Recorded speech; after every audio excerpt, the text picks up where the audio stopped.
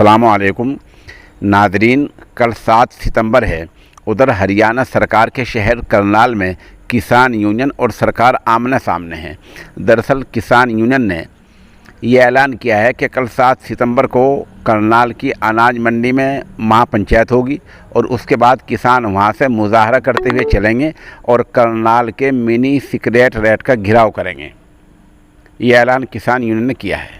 ज़िला इंतज़ामिया ने इससे निपटने के लिए 2-3 काम किए हैं। एक तो ये कि अभी से करनाल की इंटरनेट खिदमात, इंटरनेट सेवा बंद कर दी है। दूसरे ये कि करनाल से जो दिल्ली चंडीगढ़ हाईवे गुजर रहा है वहाँ रोक लगा दी है और जो लोग वहाँ से जाने वाले हैं उनके लिए दूसरा रास्ता कर दिया है। तीसरे ये कि इस पूरे इलाके में इंतज़ामिया ने दफ़ा 144 लगा दी है। अब देखना ये है कि कल किसान यूनियन वहाँ किस तरह कामयाब हो पाती है। बता दें, कुछ दिन पहले ज़िला करनाल में ही बस्ताड़ा टोल पर पुलिस का लाठीचार्ज हुआ था।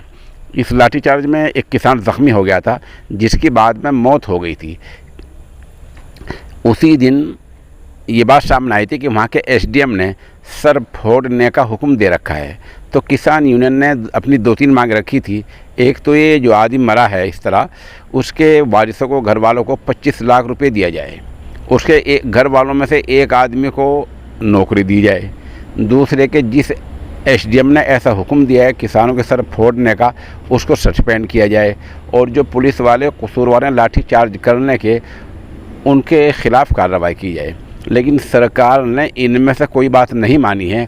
इसलिए कल 7 सितंबर को किसान यूनियन करनाल में एहतजाज कर रही है। अब देखना यह है कि वहाँ किसान यूनियन किस तरह एहतजाज कर पाती है। बहरहाल फ़िलहाल ये 2 ऐलान तो आप सुन लें कि करनाल में इंटरनेट बंद है, जीटी रोड पर सरकार ने दूसरा रास्ता बना दिया है और वहाँ इलाके में दफ़ा 144 लगा दी है।